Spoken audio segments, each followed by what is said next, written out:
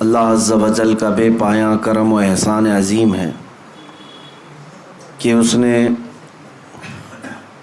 اپنے دیار پاک میں ہم جیسے نکموں کو بلایا،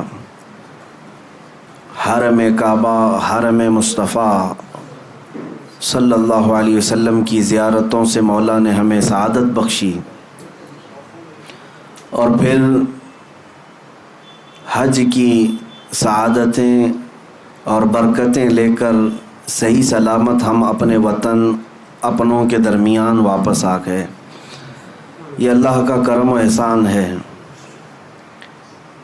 ورنہ معمول تو یہ ہے کہ جب ہم سفر حج پر جاتے ہیں یا عمرہ کی سعادت حاصل کرنے ہیں، نیت تو میری یہی ہوتی ہے کہ واپس پھر کبھی نہ آئیں۔ رسول کریم صلی اللہ تعالیٰ علیہ وسلم کی بارگاہ میں ان کے قدموں میں سونا نصیب ہو جائے، زندگی وصول ہو جائے، لیکن اللہ تعالیٰ کی مرضی اگر واپس لوٹانا ہمارے وطن میں، ہمارے مقدر میں اس نے لکھا ہے تو لوٹ کر رہیں گے، اور پھر جب آنے کی گھڑی ہوتی ہے یقیناً وہ روح فرسا ہوتی ہے۔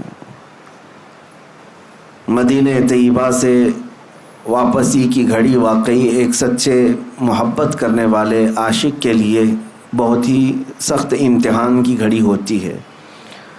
قدم لڑکھڑا جاتے ہیں کہ جو حسین منظر، جو خوبصورت وادیوں میں میں میرے مصطفیٰ کریم صلی اللہ علیہ وسلم کی برکتیں لے رہا تھا، اچانک واپسی کا وقت آ جاتا ہے، قافلے کے چلنے کا شور ہو جاتا ہے، تھوڑی دیر کے لیے کشمکش میں رہتا ہے بندہ، لیکن میرے عزیزو ہم واپس وہاں سے آتے ہیں تو یہی عزم لے کر کے آتے ہیں کہ اے اللہ، مدینے سے اگر واپس جانا ہمارے مقدر میں تو نے لکھ دیا ہے تو فقط اب اس کام کے لیے ہمیں واپس لوٹا کہ وطن جائیں تو بھی زندگی بھر میرے مصطفیٰ کی بات کیا کریں اور دین متین کی خدمت کیا کریں، اللہ اور اس کے رسول کی رضا کے لیے جیا کریں۔ عزیزان گرامی، میں نے قرآن عظیم کی ایک آیت آپ کے سامنے تلاوت کی۔ اللہ فرماتا ہے وَمَن يُعَظِّمْ شَعَائِرَ اللَّهِ فَإِنَّهَا مِن تَقْوَى الْقُلُوبِ، جو اللہ کی نشانیوں کی تعظیم کرتے ہیں، عزت کرتے ہیں، انہیں دل کا تقوی حاصل ہوتا ہے۔ اللہ کی نشانیاں کیا ہیں؟ آپ نے قرآن کی آیت میں یہ سنا ہوگا إِنَّ الصَّفَا وَالْمَرْوَةَ مِن شَعَائِرِ اللَّهِ، قرآن میں ہی ہے، دوسرے پارے میں اللہ تعالیٰ فرماتا ہے بے شک صفا اور مروہ اللہ کی نشانیوں میں سے۔ صفا مروہ کیا ہے؟ یہ دو پہاڑیاں ہیں، کعبے کے قریب دو پہاڑیاں ہیں، صفا اور مروہ۔ ان دو پہاڑیوں کو اللہ تعالیٰ فرماتا ہے کہ یہ اللہ کی نشانیوں میں سے ہیں۔ کس لیے نشانیاں ہیں؟ اور قرآن میں چوتھے پارے میں آپ پڑھیں گے، اللہ تعالیٰ فرماتا ہے ان اول بیت وضع للناس للذی ببکۃ مبارکا وہدی للعالمین فیہ آیات بینات مقام ابراہیم۔ اللہ فرماتا ہے سب سے پہلے اس روئے زمین پر جو گھر بنا ہے وہ خانہ کعبہ ہے، جو مکہ میں بنا ہے۔ کس لیے؟ کہ وہ پوری دنیا کے لیے ہدایت کا ذریعہ بنے اور برکت کا ذریعہ بنے، اور اللہ فرماتا ہے اس میں کھلی ہوئی نشانیاں ہیں۔ خانہ کعبہ کو اللہ فرماتا ہے اس میں کھلی ہوئی نشانیاں ہیں۔ صفا اور مروہ کو کہتا ہے رب تعالیٰ کہ یہ اللہ کی نشانیاں ہیں۔ کیوں میرے عزیزو؟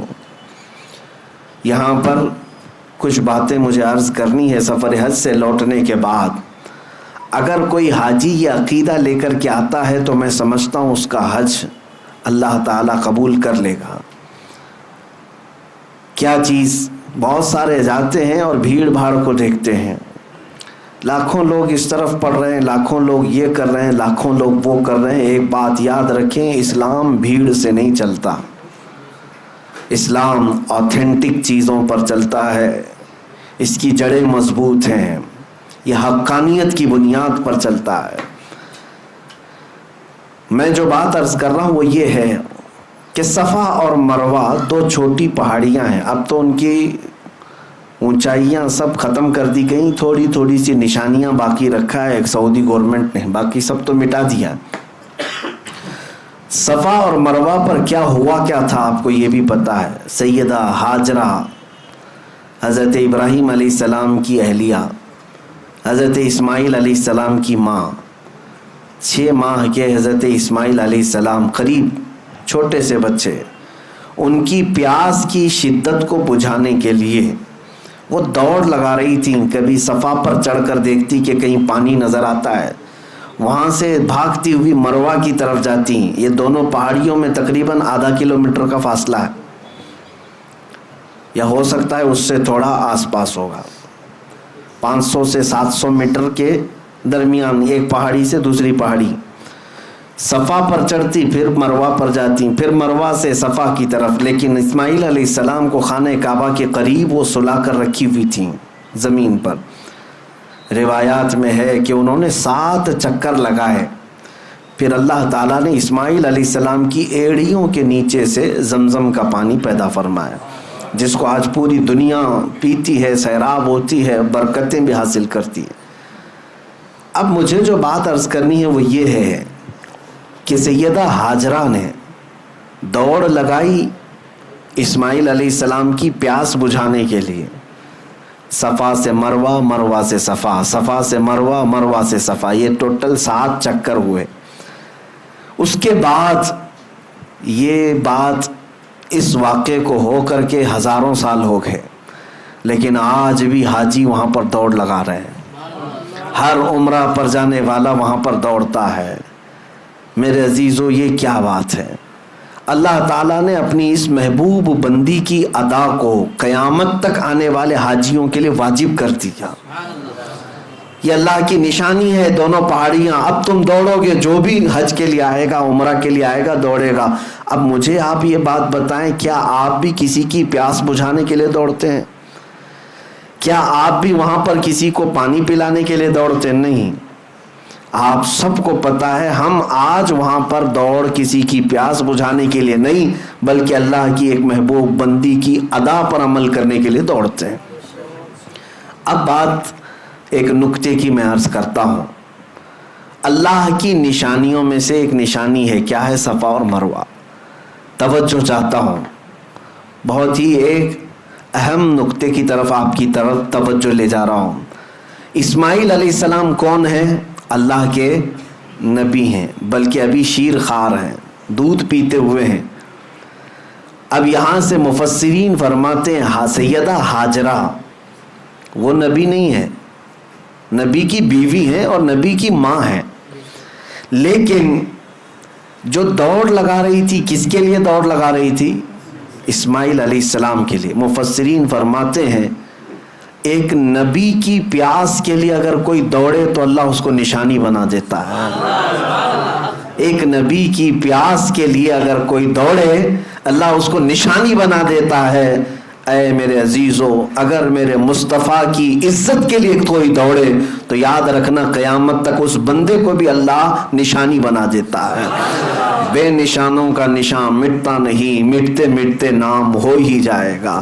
آج بر صغیر بلکہ عالم اسلام میں اگر ایک عبقری شخصیت امام اہل سنت فاضل بریلوی امام احمد رضا خان رحمت اللہ تعالی علیہ کو پوری دنیا جانتی ہے اور پہچانتی ہے، تو اسی بنیاد پر کہ ایک نبی کی عزت اور اس کے پہرے داری کے لیے زندگی وقف کر دیا تھا، اور اللہ نے ان کی زندگی کو آج سارے لوگوں کے لیے نشانی بنا دیا۔ میں اللہ کی نشانیوں میں سے جو نشانیاں ہیں اس کو یہ سمجھ کر کے آیا کہ اب ہمیں اللہ تعالیٰ کی نشانی اگر بننا ہے تو میرے عزیزو نبی کی عزت اور ان کی محبت کے لیے دوڑ لگانا ہوگا۔ وہاں پر بہت ساری چیزیں ہیں، لیکن ایک محب رسول جاتا ہے تو اپنے حبیب کی خوشبوئیں وہاں ڈھونڈتا ہے۔ بعض بدبخت جاتے ہیں، وہ کہتے ہیں کہ یہاں پر اب مصطفیٰ کریم صلی اللہ تعالیٰ علیہ وسلم کا نام لینے کی بھی ضرورت نہیں، نعوذ باللہ من ذالک۔ کئی ایسوں سے میری ملاقات بھی ہوئی، وہ کہتے ہیں کہ وہ آئے تھے اور اپنا پیغام دی اور چلے گئے، وہ اتنے امپورٹنٹ نہیں ہے، قرآن امپورٹنٹ ہے۔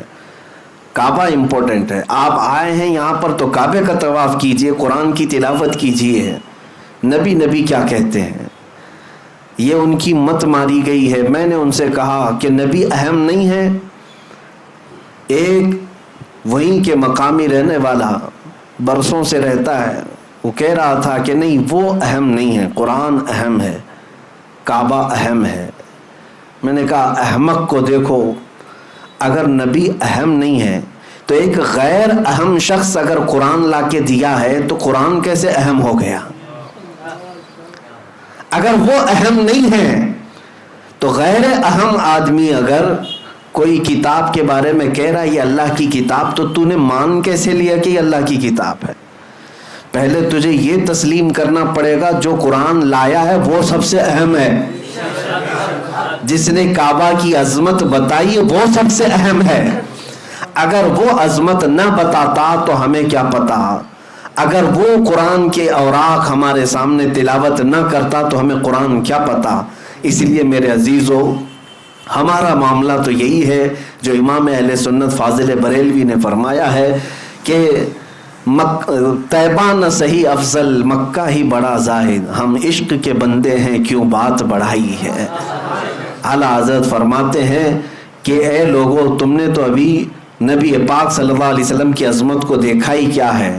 اگر دیکھنا ہے تو آؤ خانے کعبہ کے پاس اور کعبے کو توجہ سے دیکھو تو پتہ چلے گا. غور سے سن تو رضا کعبے سے آتی ہے صدا, میری آنکھوں سے میرے پیارے کا روزہ دیکھو. حاجیو آؤ شہنشاہ کا روزہ دیکھو, کعبہ تو دیکھ چکے کعبے کا کعبہ دیکھو. عزیزان گرامی وقار, وہاں پر ہم نے حضور پاک صلی اللہ تعالیٰ علیہ وسلم کی نشانیاں اور حضور کی خوشبوئیں ڈھونڈنے کی کوششیں کی ہیں. توجہ چاہتا ہوں, صفا اور مروہ کو اللہ تعالیٰ نے کیا فرمایا؟ اللہ کی نشانیاں ہیں. توجہ ہے میری طرف؟ میں کچھ چیزیں سمجھا کر کے جاؤں گا. اللہ جلد آپ کو حج نصیب فرمائے اور خانہ کعبہ اور مدینہ طیبہ کی حاضری ہو تو میری یہ باتیں آپ کے کانوں میں گونجتی رہیں کہ دیکھنا ہے تو ہمیں کیا دیکھنا چاہیے. صفا مروہ ضرور دیکھیں, لیکن یاد ضرور کریں کہ نبی کے لیے دوڑ لگانے کی وجہ سے 3000 سال بھی گزر جائیں تو وہ پرانا نہیں ہوتا. نہ حضرت حاجرہ کی یاد پرانی ہوتی ہے. اب میں آگے اور ایک بات عرض کرتا ہوں. اللہ تعالیٰ فرماتا ہے وَاتَّخِذُوا مِن مَّقَامِ إِبْرَاهِيمَ مُصَلًّى. کعبے کے سامنے آج بھی گولڈن کلر کا ایک چھوٹا سا مینار دیکھتے ہوں گے جس کو مقام ابراہیم کہتے ہیں. مقام ابراہیم کیا ہے؟ اس میں ایک پتھر رکھا ہوا ہے جس پہ حضرت ابراہیم علیہ السلام کے دونوں پیروں کے صاف نشان ہیں, صاف نشانیاں ہیں. وہ پتھر آج بھی محفوظ ہے اور قرآن میں اللہ فرماتا ہے مقام ابراہیم کو اپنی نماز کی جگہ بنا لو. جو بھی حاجی, جو بھی ایک معتمر عمرہ کرتا ہے, طواف کے بعد مقام ابراہیم کے پاس آ کر کے 2 رکعت ضرور پڑھتا ہے. وہاں پر 2 رکعت پڑھنے کا حکم ہے. کعبہ سامنے ہے لیکن اللہ فرما رہا ہے مقام ابراہیم کے پاس, مقام ابراہیم کے پاس پڑھو 2 رکعت. قرآن کی آیت میں بتا رہا ہوں وَاتَّخِذُوا مِن مَّقَامِ إِبْرَاهِيمَ مُصَلًّى, اپنی نماز کی جگہ بناؤ مقام ابراہیم کو. اب ہم نے محسوس کیا, تحقیق کیا تو سارے لوگوں کی زبان پر ایک ہی بات جاری, اور وہاں پر بھی جا کر کے آپ پوچھیں گے, کچھ لوگ اس کے ارد گرد کھڑے بھی رہتے ہیں محافظ کی حیثیت سے, کچھ پولیس والے اور کچھ لال دوپٹے والے. وہ لوگ جب بھی آپ سوال کریں گے تو یہی کہیں گے کہ یہ پتھر ہے جس پر کھڑے ہو کر کے ابراہیم علیہ السلام نے کعبے کی تعمیر کی. اور ظاہر سی بات حقیقت ہے, تاریخ بھی ہے. وہ پتھر کی ایک تاریخ یہ ہے کہ ابراہیم علیہ السلام اس پتھر پر کھڑے ہو کر کعبے کی دیواریں بلند کرتے تھے. دیوار جتنی بلند ہوتی تھی پتھر بھی اونچا ہو جاتا تھا. جب ابراہیم علیہ السلام کو اترنا ہوتا تو پتھر چھوٹا ہو جاتا تھا. وہ فلیکسیبل سیڑھی کی طرح تھا, خود اونچا ہوتا تھا اور خود نیچے ہو جاتا تھا. اب یہ پتھر ابراہیم علیہ السلام کی خانہ کعبہ کی تعمیر کرنے کی نشانیوں میں سے ایک نشانی رکھی گئی ہے, محفوظ ہے. تو میں آپ سے پوچھتا ہوں کیا وہ پتھر اتنا افضل اسی لیے ہے کہ اس پر کھڑے ہو کر ابراہیم علیہ السلام نے کعبے کی تعمیر کی؟ میرے عزیزوں مشہور تو یہی ہے، لیکن عشق والوں کی زبان سے پوچھیں تو ان کی تحقیق میں ایک اور باب کا اضافہ بھی ہوتا ہے۔ فرماتے ہیں مفسرین کہ اس پتھر کی ایک یادگار اور بھی ہے، صرف کعبے کی تعمیر نہیں ہوئی اس پتھر پر کھڑے ہو کر، بلکہ جب خانہ کعبہ کی تعمیر مکمل ہوئی تو اس پتھر پر کھڑے ہو کر ابراہیم علیہ السلام نے ایک دعا کی تھی، ربنا وبعث فیہم رسولا من انفسہم یتلو علیہم آیاتہ ویزکیہم ویعلمہم الکتاب والحکمہ انک انت العزیز ویعلمہم الکتاب والحکمۃ ویزکیہم انک انت العزیز الحکیم۔ ابراہیم علیہ السلام نے اس پتھر پر کھڑے ہو کر یہ دعا کی تھی، اے ہمارے رب یہاں پر بسنے والوں میں سے ایک رسول پیدا فرما، ایک رسول پیدا فرما جو لوگوں کے دلوں کو صاف کرتا ہو اور کتاب و حکمت کی انہیں تعلیم دیتا ہو۔ مولا بے شک تو حکمت والا اور غالب حکمت والا ہے۔ ابراہیم علیہ السلام نے اس پتھر پر کھڑے ہو کر کے دعا کیا کی تھی، اے اللہ ایک رسول پیدا فرما۔ اب میں آپ کو بتاتا ہوں پوری تاریخ میں ابراہیم علیہ السلام سے لے کر آج تک تقریباً 4000 سال کے عرصے میں مکہ میں سوائے میرے مصطفیٰ کے کوئی اور رسول نہیں پیدا ہوا، کوئی اور رسول نہیں آئے۔ ابراہیم علیہ السلام نے دعا کی تھی، ابراہیم علیہ السلام اس پتھر پر کھڑے ہو کر دعا کیے تھے، آپ کی دعا کے نتیجے میں تقریباً 2000 سال کے بعد یا 1500 سال کے بعد اگر اس مکے میں کوئی جلوہ فگن ہوا تو وہ آمنہ کا لال پیدا ہوا، تاجدار کونین رحمت عالم مصطفیٰ کریم صلی اللہ علیہ وسلم اس مکہ میں تشریف لائے۔ اور اتنا ہی نہیں کہ میں یہ صرف اور صرف قیاس آرائیاں کر رہا ہوں، بلکہ خود میرے آقا نے فرمایا، اے لوگو تم جانتے ہو میں کون ہوں، تم جانتے ہو میں کون ہوں؟ اور لوگوں سے کہا سنو، عیسیٰ علیہ السلام جس کی بشارت دیتے تھے اور ابراہیم علیہ السلام جس کے لیے دعا کرتے تھے، میں وہی رسول ہوں۔ تو اب میں آپ کے ذہن کو قریب کرتا ہوں، اس پتھر کی عظمت کا معاملہ اب اور بدل گیا۔ کہا گیا، مفسرین فرماتے یہ پتھر اس لیے بھی افضل ہو گیا کہ اس پتھر پر کھڑے ہو کر ابراہیم علیہ السلام نے ہمارے رسول کو مانگا تھا، ہمارے رسول کے پیدا ہونے کی دعا کی تھی، اور اللہ تعالیٰ نے ابراہیم علیہ السلام کی دعا قبول بھی کی، اور اللہ کریم نے ابراہیم علیہ السلام کی اولاد میں ہی میرے نبی کو پیدا فرمایا۔ میرے عزیزو، مکہ مکرمہ میں جائیں تو جگہ جگہ عبادات ہیں، ریاضات ہیں، جگہیں تو سب عبادت کی ہیں، لیکن اگر سچا عاشق ہو تو وہ اپنے نبی کی خوشبوئیں وہاں ڈھونڈتا رہتا ہے۔ خانہ کعبہ صرف 4 کونے والی ایک عمارت کا نام نہیں ہے، اس کی عظمت بتاتی ہے کہ اس کو آلائشوں سے پاک کرنے والا میرا مصطفیٰ ہے، نبی کریم صلی اللہ تعالیٰ علیہ وسلم کی ذات کریمہ ہے۔ آپ کو یہ بھی میں بتاؤں، خانہ کعبہ کے پاس طواف کرنے کے بھی جو انداز ہیں وہ بھی آج ایک الگ انداز رکھتے ہیں۔ آپ تو دور بیٹھے ہوئے گھومتے ہوئے لوگوں کو دیکھتے ہوں گے، نہیں اس کے مکمل آداب ہیں، اس کے طریقے ہیں۔ خانہ کعبہ کے 7 چکر طواف کرنے ہوتے ہیں، حجر اسود جہاں لگا ہوا ہے وہاں سے طواف شروع ہوتا ہے اور پھر گھومتے ہوئے واپس وہیں آتے ہیں۔ اب انداز کیا ہونا چاہیے، طواف کا انداز کیا ہے؟ میرے عزیزو، ہے تو اللہ کی عبادت، لیکن وہاں طریقے میرے مصطفیٰ کے نظر آتے ہیں۔ فرمایا گیا حاجی کو احرام پہننے، احرام پہننے کے بعد جب طواف شروع کرے گا 7 چکر میں سے پہلے 3 چکر وہ رمل کرے گا۔ رمل کا مطلب کیا ہے؟ سینہ تان کر اکڑ کر چلے گا، پوری زندگی بھر اکڑ کر کے چلنا حرام ہے۔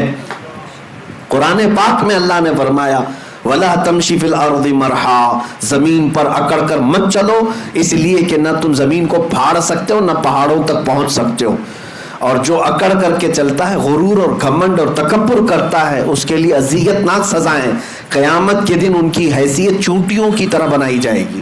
جو اکڑتے تھے زمین پر اور انہیں لوگوں کے پیروں سے روندایا جائے گا. لیکن ایک مقام ایسا ہے جہاں حکم دیا جا رہا ہے اکڑ کے چلو, سینہ تان کر کے چلو. ہم جاتے ہیں, موقع تو نہیں ملتا, بھیڑ بھاڑ ہوتی ہے, لیکن موقع ملتا ہے تو سینہ تان کر. اور وہ انداز کیسا ہے؟ وہ انداز پہلوانوں کا انداز ہوتا ہے, پہلوانوں کا انداز. باقی دوسری جگہوں پر پہلوانی دکھانے کے لیے بھی تمہیں اکڑنے کی اجازت نہیں, لیکن وہاں پر حکم ہے کہ سینہ تان کر کے چلو, رمل کرو. یہ اس کا پس منظر کیا ہے, اس کا بیک گراؤنڈ کیا ہے؟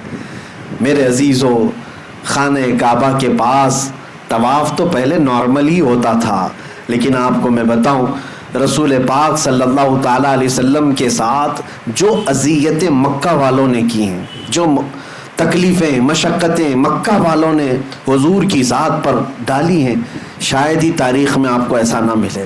حضور جس وطن میں پیدا ہوئے اس وطن کی زمین حضور کے لیے تنگ کر دی گئی تھی. حرم کعبہ میں حضور عبادت کرنے کے لیے آتے تو ان کے ساتھ بہت زیادتیاں کی جاتی, کئی مرتبہ ہاتھ اٹھائے گئے, حضور اکرم صلی اللہ علیہ وسلم کے صحابہ کو مارا گیا, حضرت ابو بکر صدیق رضی اللہ تعالیٰ عنہ کو وہاں بہت مارا گیا. کیا کیا تکلیفیں اٹھائی. 3 سال مکہ میں حضور نے ایسے گزارے جس میں پورے مکہ والوں نے سوشل بائیکاٹ کیا تھا. کیسا سوشل بائیکاٹ کہ حضور اکرم صلی اللہ علیہ وسلم کے اور ان کے خاندان کے ساتھ نہ کوئی کلام کرتا, نہ کوئی خرید و فروخت, نہ کوئی دعوت, کچھ نہیں. کھانے کی ایک چیز بھی حضور کے گھر تک آنے نہیں دیا جاتا تھا. ان 3 سالوں میں رسول پاک صلی اللہ علیہ وسلم نے درختوں کے پتے کھائے اور چمڑے ابال کر کے کھائے. شعب ابی طالب, یہ مشہور ہے سیرت میں, نبی پاک صلی اللہ علیہ وسلم کے ساتھ ایسی ایسی ظلم و ستم کی کہانیاں ان مکہ والوں نے لکھی. لیکن ایک وقت وہ بھی آیا جب اللہ کا حکم ہوا کہ میرے محبوب آپ ہجرت کر کے مدینے چلے جائیں. مدینے گئے. میرے آقا صلی اللہ علیہ وسلم جب مدینے گئے تو ان ظالموں اور کافروں نے کیا حضور کو وہاں بھی چھوڑ دیا تھا؟ نہیں, بلکہ یہاں سے جتھے لے کر کے جاتے, صحابہ کے باغیچوں پر حملے کرتے. مدینے میں اگر کوئی تنہا ملتا باہر مدینے والا, اس کو مار پیٹ کرتے. انہی تکلیفوں کی وجہ سے جنگ بدر بھی ہوئی, جنگ احد بھی ہوئی, جنگ خندق بھی ہوئی. مکہ اور مدینے والوں کے بیچ میں یہ سب جنگیں ہوئی ہیں. حضور 450 کلومیٹر دور جا چکے تھے مکہ سے, لیکن پھر بھی مکہ والے سکون سے نہیں بیٹھ رہے تھے کہ ہم لڑیں گے ان سے. لیکن ایک بات یاد رکھنا, ظلم کی ڈور لمبی نہیں ہوتی, ظلم کی ڈور لمبی نہیں ہوتی, بہت جلدی اسے کھینچ لیا جاتا ہے. ظالموں کی تاریخ آپ اٹھا کر کے دیکھ لیں, ایک وقت آتا ہے جب وہ اپنے ہی گھر میں ایسے قید ہو جاتے ہیں کہ ان کا کوئی پرسان حال نہیں ہوتا. آج بھی جو ظلم ہو رہا ہے, مجھے امید یہی ہے انشاءاللہ وہ وقت قریب ہے جب رب تبارک و تعالیٰ اپنی رسی کھینچے گا تو یہ اپنے ہی گھر میں بے آب و دانہ اور بغیر کسی پرسان حال کے دم توڑنے پر مجبور ہو جائیں گے.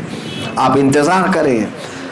ہاں, جب بھی اہل حق کے ساتھ ظلم بڑھتا ہے تو زیادہ نہیں, تھوڑے دنوں تک یہ ظالموں کو اللہ ڈھیل دیتا ہے, اور یہ ہماری آزمائش بھی ہوتی ہے. ظالم ہرگز یہ نہ سمجھے کہ وہ جو کر رہا ہے وہ سب اچھا ہے, بلکہ آج تو کچھ بھی نہیں ہے, اس سے بڑے بڑے فرعون, شداد, ہارون, حامان, قارون سب آ کر کے گئے. ان کے پاس مال بھی تھا, تخت بھی تھا, تاج بھی تھا, سب تھا, لیکن اپنے ظلم کی وجہ سے وہ باقی نہیں رہے. میرے عزیزوں, 6 سال گزرے ہجرت کے, 6 سال. حضور پاک صلی اللہ تعالیٰ علیہ وسلم 6 سال کے بعد مکہ مکرمہ واپس تشریف لائے 10,000 صحابہ کے ساتھ. نہ کوئی جنگ, نہ کوئی جدال, نہ کوئی قتل و قتال. حضور پاک صلی اللہ تعالیٰ علیہ وسلم کے ساتھ 10,000 صحابہ تھے. مکہ فتح ہو چکا تھا. وہ مکہ والے جو ہمیشہ لڑ رہے تھے جماعت جماعت بنا کر کے, وہ بیچارے ٹکڑوں میں بدل گئے ہیں. سب میں آپس میں نفرت پیدا ہو گئی, خاندانوں میں دراڑ, اور حضور پاک صلی اللہ علیہ وسلم کی اس جماعت کا مقابلہ کرنے کی سکت بھی نہیں رکھتے تھے. مکہ فتح ہوا, وہ صحابہ جو مکہ میں مارے گئے تھے، پیٹے گئے تھے، ان کا مال، ان کی جائیدادیں ہڑپی گئی تھی، وہ سب صحابہ واپس آئے ہیں۔ سوچیں آپ، تصور میں جائیں، جن صحابہ کو گھر بار سب چھوڑ کر کے مدینے جانا پڑا تھا، آج 6 سال کے بعد جب وہ واپس آئے ہیں، ان کے ساتھ کتنی خوشیاں تھی جانتے ہیں؟ ایک تو اپنا وطن، ایک تو اپنا آبائی گھر مل رہا ہے، اپنی وہی پہچانی ہوئی زمین، اس پر پلس یہ ہے کہ خانہ کعبہ آج کھلا ہوا مل رہا ہے۔ جہاں پر آنے پہ ان پر پابندی تھی، آج ان کے ہاتھوں میں ہے، اذان یہ دے سکتے ہیں، نماز یہ پڑھ سکتے ہیں۔ کتنی خوشیوں کا وقت ہوگا۔ یہ وہ وقت تھا فتح مکہ کا، جب رسول کریم صلی اللہ علیہ وسلم کے یہ صحابہ 10,000 کی تعداد میں تھے، خانہ کعبہ کے اندر داخل ہوئے ہیں۔ صحابہ کی کیفیت ہی الگ تھی، وہ وجد میں تھے، کوئی دیواریں چومتا، کوئی مٹی اٹھا کر چومتا تھا کہ مجھے اللہ تعالیٰ نے میری نعمت واپس عطا کی۔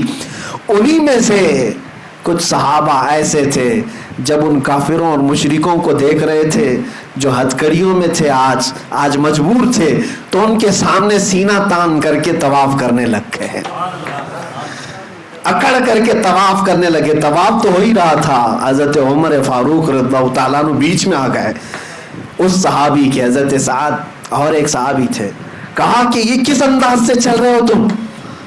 حضرت عمر آ کر روکنے لگے، یہ کس انداز سے آج تم چل رہے ہو؟ یہ طواف کا طریقہ ہے۔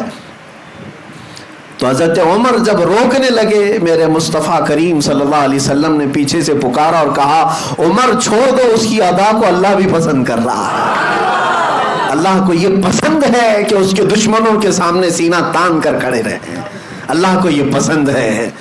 اللہ تعالی ہمیں ہمیشہ دشمنوں کے سامنے اسی طرح سے زندہ رکھے۔ میرے عزیزو، اپنوں کے لیے ہم سینہ تان کر نہیں کھڑے ہوں گے، اپنوں کے لیے کبھی اکڑ و غرور نہ ہو، لیکن اللہ سے دعا یہی کریں کہ اس کے دشمنوں اور اس کے حبیب کے دشمنوں کے سامنے ہمیشہ ہمارا سینہ چوڑا رہے، ہمیشہ ہم سینہ تان کر کے کھڑے رہیں۔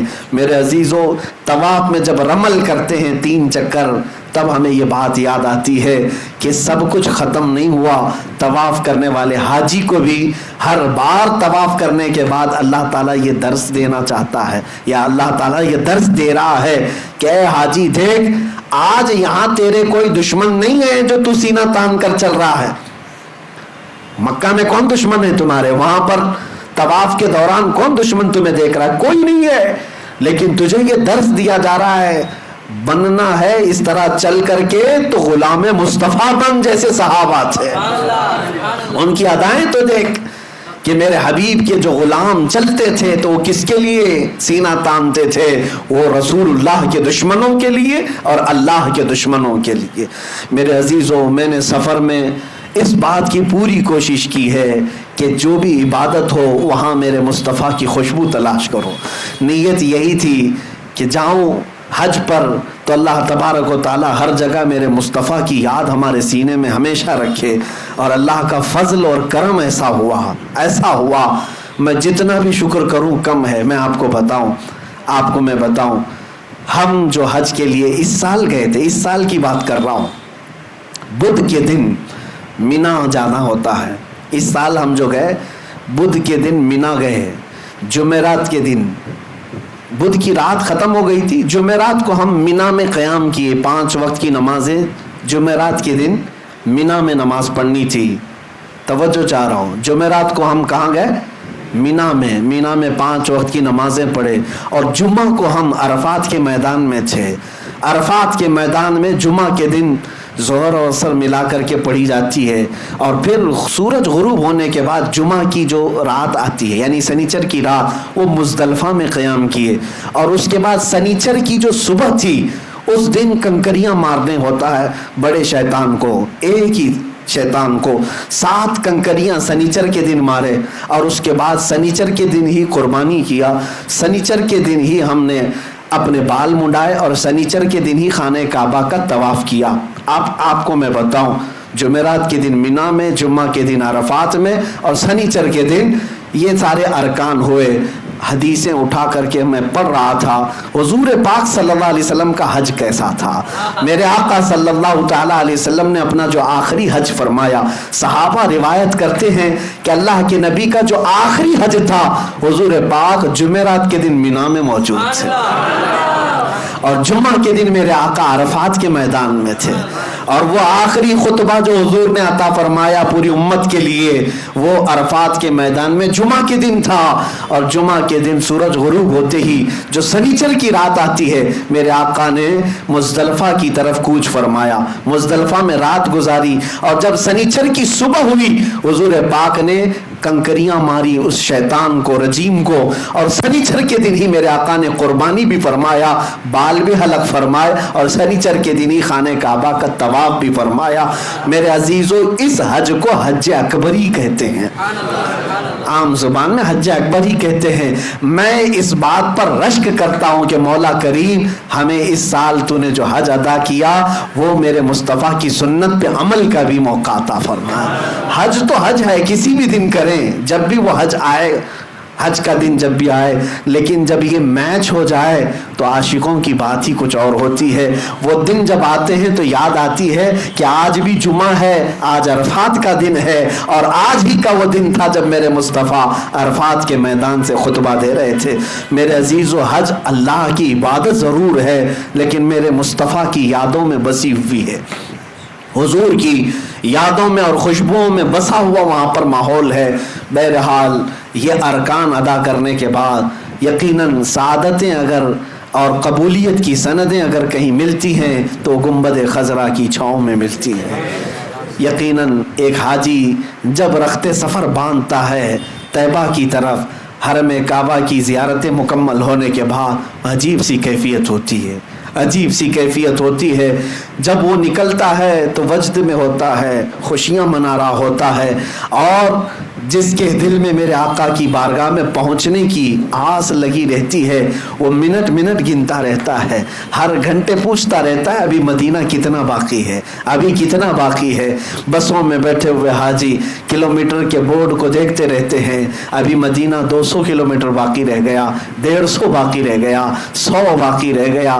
کم از کم 6 گھنٹے یا 7 گھنٹے سفر کے بعد بسوں میں حاجی جب مدینے کی سرحدوں میں پہنچتے ہیں، اگر شام کا وقت ہوتا ہے تو بولنے کی ضرورت ہی نہیں ہوتی حاجیوں کو، بلکہ پورے مدینے کی طرف نظر کرتے ہیں تو صرف روشنی ہی روشنی ہوتی ہے، صرف لائٹ ہی لائٹ نظر آتی ہے.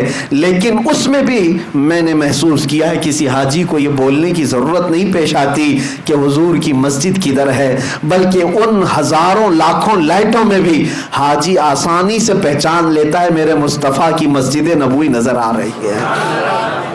تقریباً وہ ابھی 10-12 کلومیٹر دور ہی ہوتا ہے لیکن اسے مینار نظر آتے ہیں اور وہ پہچان لیتا ہے. میں نے کئی حاجیوں کو محسوس کیا ہے جو زندگی میں پہلی مرتبہ جا رہے ہیں، پہلی مرتبہ جا رہے ہیں، جنہوں نے کبھی مدینے کی وادیوں کو دیکھا نہیں، ان کو بھی آپ کچھ نہ بولیں، بس میں بیٹھے رہیں. تھوڑی ہی دیر کے بعد وہ وجد میں اچھلتا ہوا کہے گا مولانا وہ جو روشنی نظر آ رہی ہے کیا یہی مسجد نبوی نہیں ہے؟ ہم نے محسوس کیا کہ سچی غلامی ہو تو بڑی دور سے بھی نظر آتی ہے. میرے آقا کو پہچاننے کے لیے غلام. میرے عزیزو، آج میں یہ کہہ رہا ہوں کہ مسجد نبوی کی لائٹنگ دیکھ کر کے جب دور سے غلام پہچان لیتا ہے تو میدان محشر میں وہ حقیقی چہرے کو دیکھ رہا ہوگا. اس چاند سے زیادہ چمکنے والے چہرے کو دیکھے گا تو کیا امتی نہیں پہچانے گا؟ عزیزان گرامی وقار، ہم اسی آس میں جیتے ہیں کہ وہ آقا تشریف لائیں گے اور اپنے جلوہ جہاں آرا سے ہم سب کو مشرف کریں گے. مدینہ طیبہ کی حاضری یقیناً یہ ادب کی حاضری ہے. بارگاہ مصطفیٰ میں جب ہم حاضر ہوتے ہیں 2 کیفیتیں ہوتی ہیں، ایک خوشی کی بھی اور ایک رکت کی بھی. خوشی کی کیفیت اس لیے کہ اب جہاں مجھے اپنی زندگی میں سب سے اخیر پہنچنا ہے وہاں میں پہنچ چکا ہوں، اس سے بڑی کوئی اور بارگاہ ہے؟ حضور اکرم صلی اللہ تعالیٰ علیہ وسلم کا مقام و مرتبہ اللہ کے بعد سب سے بڑا ہے، اور دنیا میں ہم اس جگہ پر جب پہنچ گئے ہیں تو خوشیوں کی انتہا نہیں ہوتی، لیکن ساتھ میں ایک رکت بھی طاری ہوتی ہے. کبھی ہم اپنی طرف بھی دیکھتے ہیں، کہاں یہ گندے قدم، کہاں یہ مقدس حرم، اور بڑھنے میں کبھی پیر بوجھل ہو جاتے ہیں، آنسو نکل آتے ہیں کہ کہیں میرے آقا صلی اللہ تعالیٰ علیہ وسلم کی نظر پڑے ہم پر تو نہ چہرہ دکھانے کے قابل ہے، نہ جسم اس طرح قابل ہے۔ لیکن میرے عزیزو، انہی کشمکش میں ایک محب رسول جب باب السلام میں داخل ہو ہی جاتا ہے، ہزاروں کی بھیڑ میں لگ ہی جاتا ہے، تو دل پر پھر یہ تسلی آتی ہے۔ کس بات کی تسلی آتی ہے؟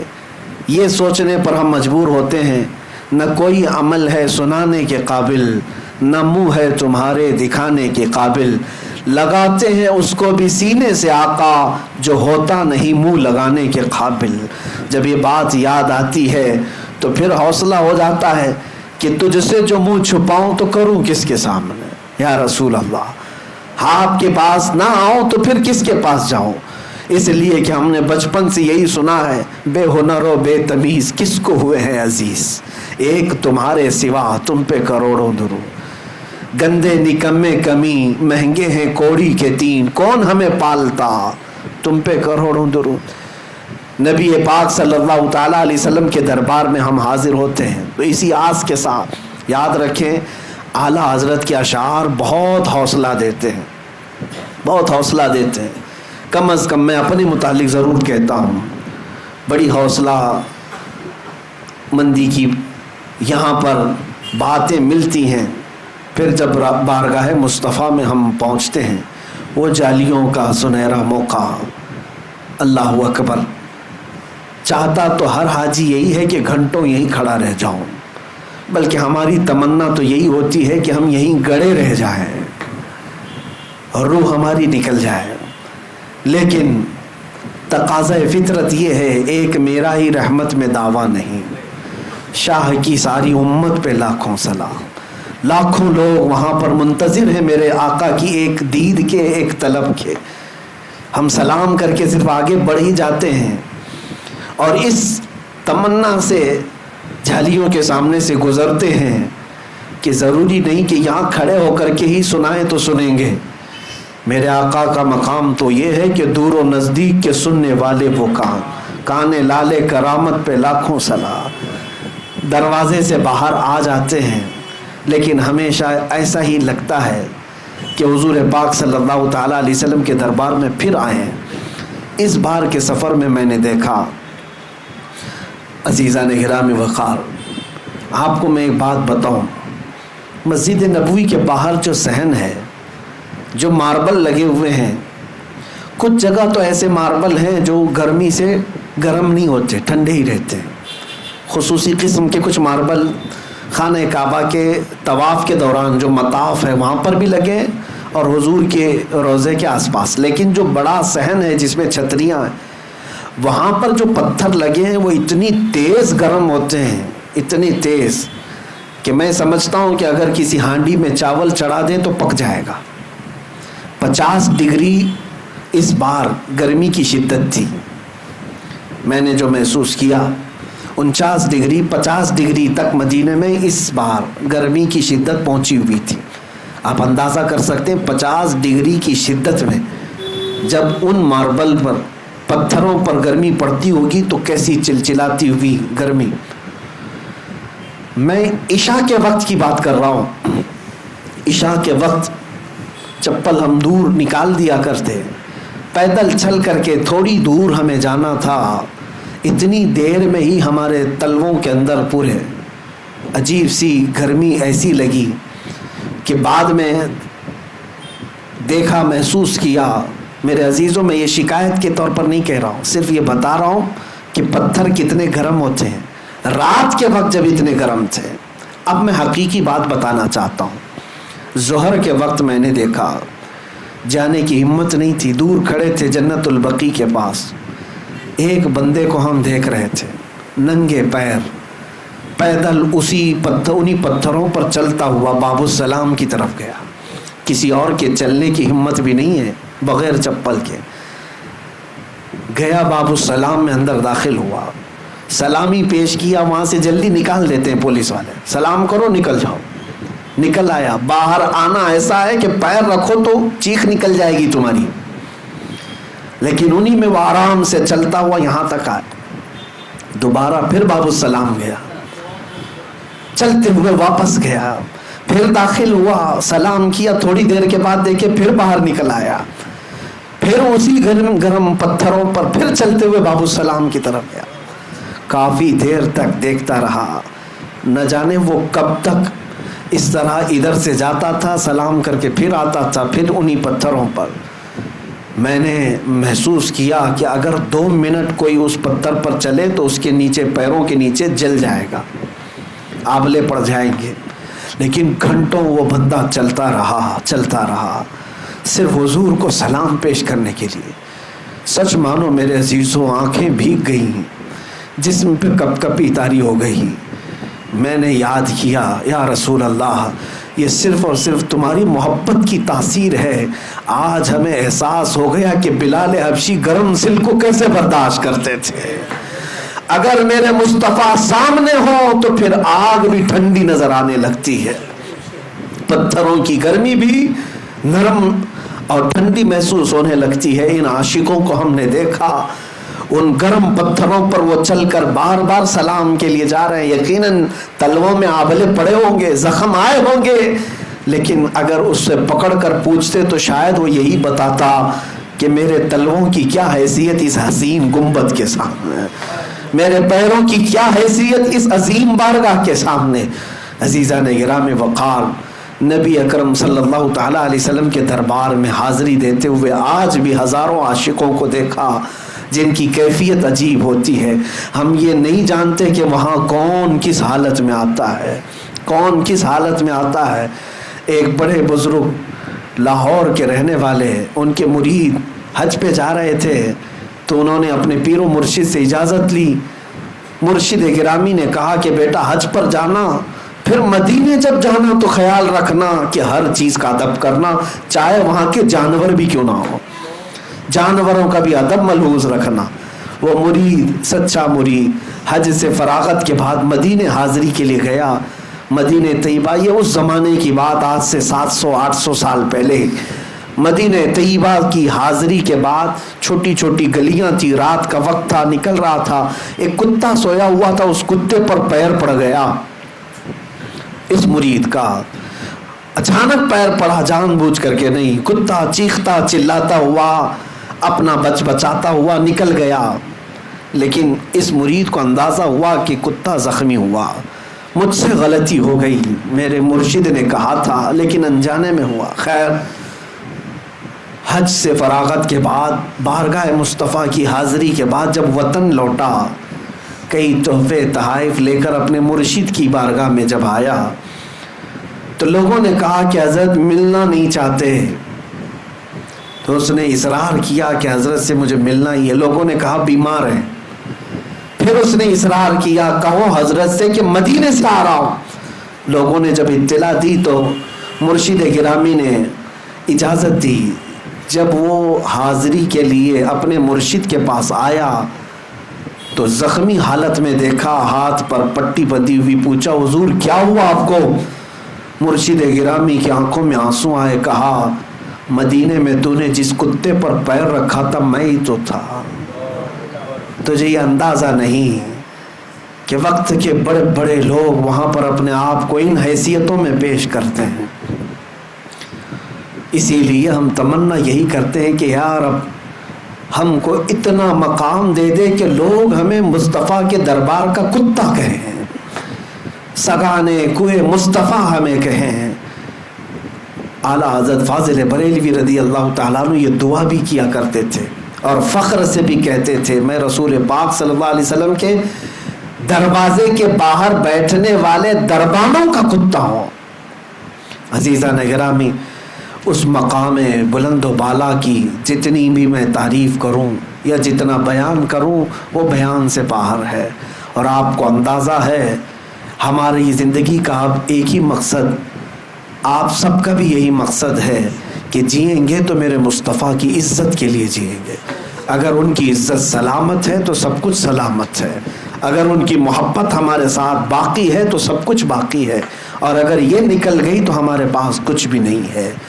اسی لیے بلے شاہ میاں رحمۃ اللہ علیہ فرمایا کرتے تھے، جس دل میں حضور کی محبت نہیں ہوتی اس دل میں کتے رہتے ہیں، دنیا کے کتے ہیں، خنزیر ہوا کرتے ہیں۔ اس دل کو کبھی بھی اس محبت سے خالی مت کرنا۔ آج کے بعد تمنا یہی رکھو، حاجی جائے یا حاجی آئے تمہاری آنکھیں بھیگ جانا چاہیے۔ اس لیے میں نہیں کہہ رہا کہ میری عزت کریں، اس لیے کہ اس عظیم مقام کو دیکھ کر کے آ رہا ہے جس پر جبرائیل امین کی پہرہ داری ہوا کرتی ہے۔ اس عظیم دربار سے یہ لوٹ کر کے آ رہا ہے جہاں پر صبح 70,000 فرشتے سلامی کے لیے آتے ہیں تو شام کو 70,000 فرشتے سلامی کے لیے آتے ہیں۔ وہ مقام جس کے متعلق فرمایا گیا ہے کہ وہ لحد جو مصطفیٰ کریم کے جسم سے لگی ہوئی مٹی ہے وہ عرش اعظم سے بھی افضل ہے، عرش اعظم سے بھی افضل ہے۔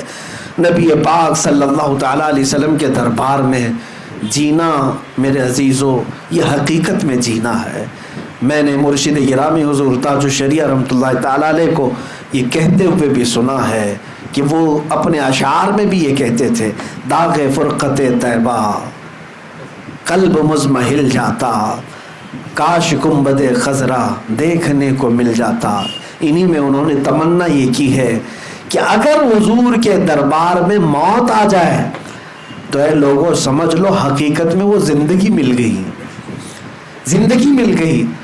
یہاں کا جینا تو ہم دیکھ رہے ہیں، یہاں جی کر کے بھی موت کی طرح ہے، مردار کی طرح لوگ جیتے ہیں، لیکن جنت البقیع کو کئی مرتبہ دیکھو تمہاری پیاس نہیں بجھتی۔ وہ قبرستان ہے اور اس قبرستان کو کچھ بھی سجایا نہیں گیا، صرف اور صرف ریتیلی مٹی کا قبرستان ہے، قبروں کے صحیح نشان بھی نہیں ہے، لیکن میں گھنٹوں کھڑا رہا ہوں قبرستان میں۔ جنت البقیع سچ کہوں اللہ کی قسم میں کہتا ہوں بڑے بڑے محلات سے زیادہ مجھے وہ خوبصورت نظر آتا ہے۔ کیوں؟ اس لیے کہ وہاں لیٹا ہوا ہر کوئی قبر میں اگر کچھ دیکھ رہا ہوگا تو اس ہرے گنبد کو دیکھ رہا ہوگا، سامنے ہی گنبد خضرا ہے۔ جتنوں کو بھی وہاں لٹایا جاتا ہے میرے مصطفیٰ کے پڑوس میں لٹایا جاتا ہے۔ میرے عزیزوں بزرگوں نے فرمایا، ایک بندے نے سوال کیا تھا اپنے پیر و مرشد سے، حضور یہ تمنا کیوں کرتے ہیں کہ بزرگوں کے دیار میں ہمیں موت آ جائے، وہاں پر ہمارا دفن ہو جائے؟ ایسی محفل لگی ہوئی تھی، انہوں نے کہا بیٹھ جاؤ خاموش، میں بعد میں جواب دیتا ہوں۔ گرمی بہت تھی، آپ نے پنکھا منگوایا، فین منگوایا، گرمی بہت زیادہ تھی، محفل میں بہت سارے لوگ تھے، پنکھا لایا گیا، پنکھا لگایا گیا، جب پنکھا چلایا گیا ہوا بہت تیز آئی، ظاہر سی بات ہے حضرت کے لیے لایا گیا تھا پنکھا، لیکن سامنے جتنے تھے ان کو بھی ہوا لگ رہی تھی۔